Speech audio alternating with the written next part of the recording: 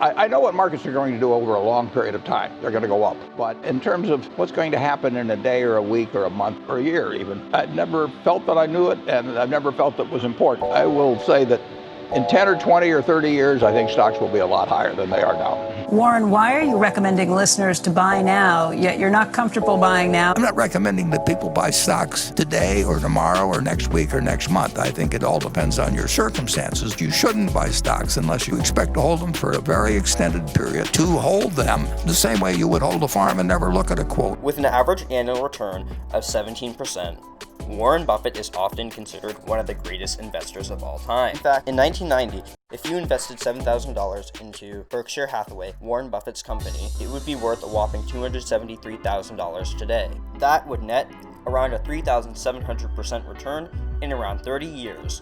Warren Buffett preaches by the value investing strategy. What that means is that Warren Buffett basically looks for cheap and undervalued stocks, and the stocks have to be companies that he really, really likes. Anytime stocks go down, as far as I'm concerned, I like it because I'm a net buyer of stocks. I've been buying stocks ever since I was 11 years old. So when stocks go down, it's good news. Just like when hamburgers go down, it's good news, or Coca-Cola goes down, it's good news in terms of anything I buy. One way that you can look at the value of a company is by looking at the price to earnings ratio. What is a price to earnings ratio? The price to earnings ratio basically compares the profit margin and the quarterly earnings of the stock to the actual market cap of the company.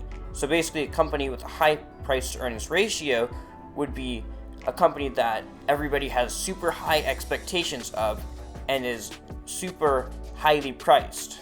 For example, Amazon has a price to earnings ratio of around 100 because everybody has super high expectations of Amazon, and Amazon's a super innovative company. But companies like Exxon and Mobil would have a much lower PE ratio because not as many people are viewing them as innovative or sustainable companies. The average PE ratio is around a 16-ish. The second way that you can look at the value of a stock is by looking at what you think the company does and if it's actually valued correctly. Is the growth of the stock actually representing the rate that the company is growing at? And are the products that the company is making creating value in ways that you don't realize? For example, Tesla was called a story stock for a super long time because Tesla wasn't profitable and it still had a multi-billion-dollar market cap. That caused many people to short the stock because they all thought Tesla was overvalued. But if the people who were shorting the stock did their actual research, they would realize that Tesla was creating value through their autonomous driving software, solar business, and their overall goal that made them very far apart from an actual car company and more similar to an energy company, a technology company, and a disruptive company. Because Warren Buffett follows the value thesis, Warren Buffett did not invest in Tesla. Warren Buffett saw the value of the company, but he thought that it was way overvalued. That's why Warren Buffett invests in Coca-Cola and companies like Apple, where the value of the company makes sense. People will be using products from Apple pretty much forever, and people will be drinking Coca-Cola forever. Initially, Warren Buffett did not invest in Amazon because he did not see how far out Jeff Bezos was thinking. He didn't see all that much potential in an online bookseller. But looking back, he specifically stated that what Jeff Bezos had done was incredible. Initially, he didn't buy into Amazon because he didn't understand it, and it took a long time for him to do so because it was valued so high. Finally, a few years ago, he bought into Amazon. In fact, one of the most famous quotes from Warren Buffett is "Be greedy when others are fearful." And what that means is you want to buy stocks when everybody is selling them. Because if there's a stock market crash that's happening right now and everybody is selling the stocks, they're going to be discounted. And if stocks are discounted and cheap, you want to buy. But when everybody is buying stocks and being greedy and ignoring the value of the company, then you want to sell them. Things like the dot-com bubble in the early 2000s happened because everybody got super greedy and wanted to be in the next big thing, which was the internet. The issue is that they couldn't figure out what the value of the companies that they were investing in because the technology was so new. And a bunch of the business models were actually unsustainable. You should do something you understand yourself.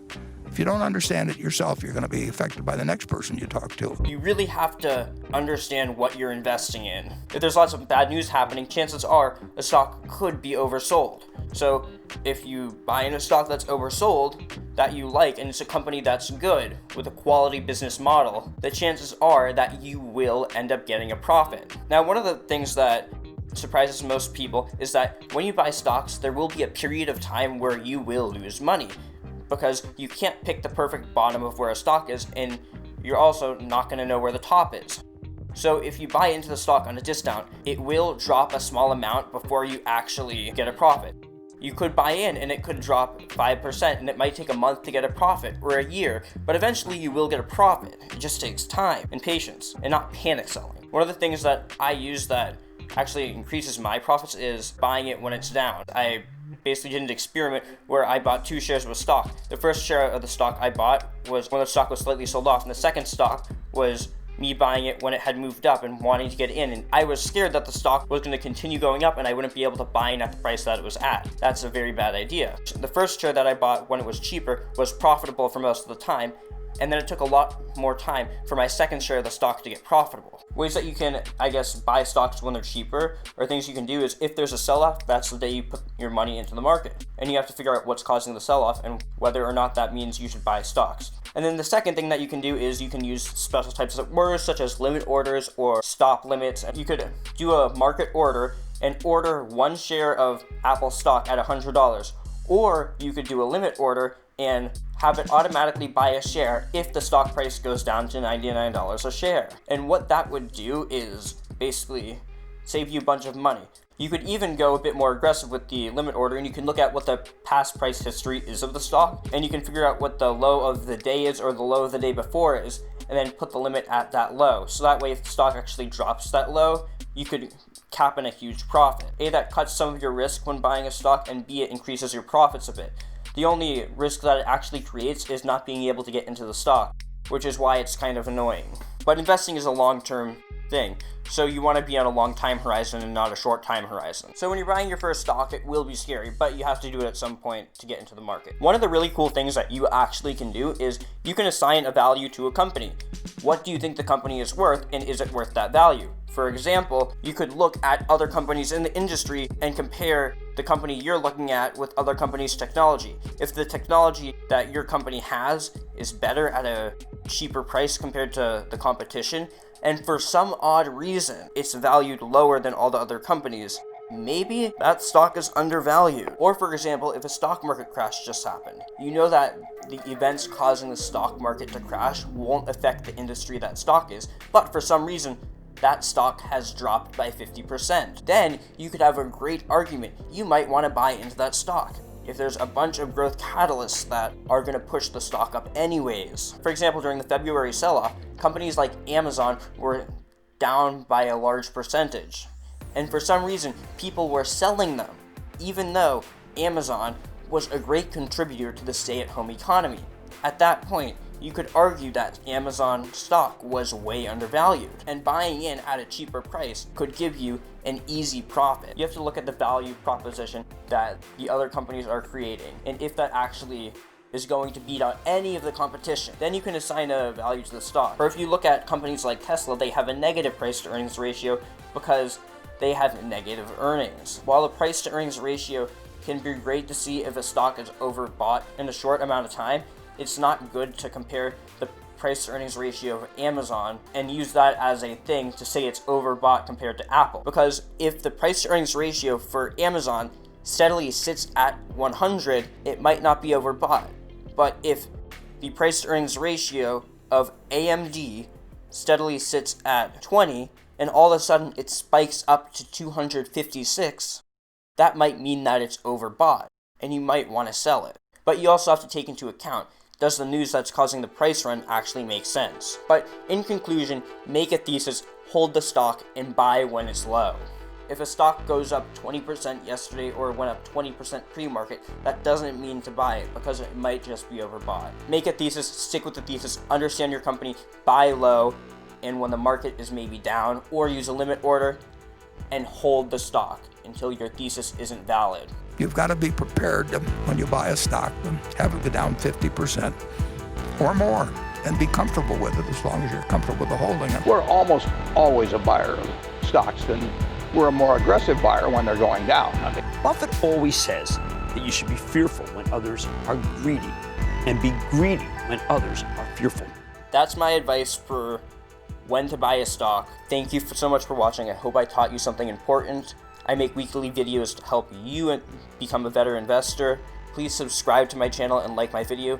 I put a lot of time into these videos, and it would be nice if I could get more subscribers. And hopefully the information in this video is so valuable that you will share it with another person. But in all seriousness, like, literally just share my video with someone who would enjoy it because it benefits me and them. I legit put between 5 to 10 hours into each video, and sometimes more than that. What's crazy is that although I spend like 10 hours making the video, people don't spend 10 hours watching the video in total watch hours. So maybe in the future I could pass that goal so I get 10 watch hours per video or something. That would be really cool. I think that you guys can help make that happen. Comment down below and tell me if you notice any of the improvements I've been making over the few videos, and like what parts of this video did you like. I tried making the beginning of it super interesting and I didn't put as much effort into the last half of it. Was that super noticeable or not? I also started adding in music and a bunch of different things. And then like also tell me how I can improve the videos and what the most valuable thing that you learned from it. Seriously though, comment down below. Apparently it's good for the YouTube algorithm and it helps promote the video. And I'd love to get feedback from you. Like, it's seriously crazy that I can just lock myself up into a room, talk to a wall, or sort of just like a camera, and then sort of just have that seem normal. It's sort of like I'm talking to a ghost, but it's a camera. I hope I inspired you to start investing. Thanks for watching and peace. And you're not going to pick the bottom, and nobody else can pick it for you or anything of the sort. And if you don't beat yourself, the only person that can cause you to get a bad result in stocks is yourself. There have been 3 times in Berkshire's history when the price of Berkshire stock went down 50%. 3 different times. Now, if you owed it on borrowed money, you could have been cleaned out.